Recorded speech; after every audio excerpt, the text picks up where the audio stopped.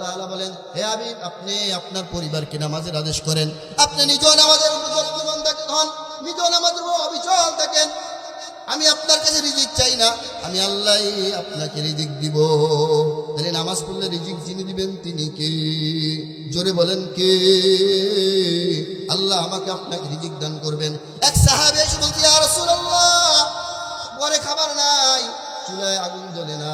আল্লাহ রাসূল বলেন, যাও যাও, নামাজে দাঁড়ায় যাও। সাহাবী বাসায় গেছে, যাওয়ার পরে নামাজে দাঁড়ায় গেছে, নামাজ পড়ছে, রিজিকের ফয়সালা হয় নাই। আবার আসছেন, ইয়া রাসূলুল্লাহ, রিজিকের ব্যবস্থা হয় নাই। বলে, আবার যাও, নামাজে দাঁড়ায় যাও। আবার যায়, নামাজে দাঁড়ায় গেছে, রিজিকের ব্যবস্থা হয় নাই। আবার আসছে, আবার আসার পরে বলল, রিজিকের ব্যবস্থা হয় নাই। তাই যাও, সুন্দর করে উত্তমভাবে ওযু করো, ওযু করে আল্লাহর ধ্যান খেয়াল নিয়া সুন্দরভাবে নামাজ আদায় করো। সাহাবী বাসায় গেছে, বাসায় যা উত্তমভাবে ওযু কইরা আল্লাহ তাআলাকে হাজির নাজির যাই না, খুশুর সাথে নামাজ আদায় করছি। নামাজের সালাম ফিরানোর পরে দেখে ঘরে একটা জাতা ছিল, চাকি ছিল, ওটা ঘুরতেছে, আটা বাইরে দিতেছে। বলেন সুবহানাল্লাহ।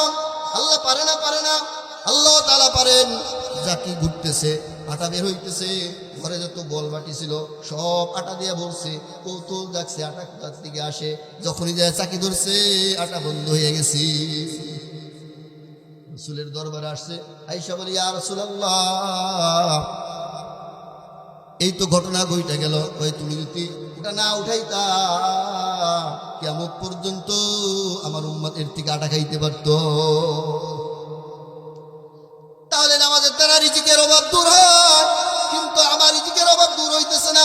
তাহলে যেই নামাজ দ্বারা আমার রিজিকের অভাব দূর হইতেছে না, ওই নামাজ দিয়ে আমি কবরের আযাব থেকে মুক্তি পাবো না। ওই নামাজ দিয়া বিনা হিসেবে জান্নাতেও যাইতে পারবো না।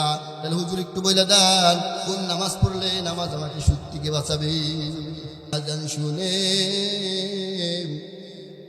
আসো যারা বিছানায়, তোমার জন্যে কান্দেন নবী মাদিনায়।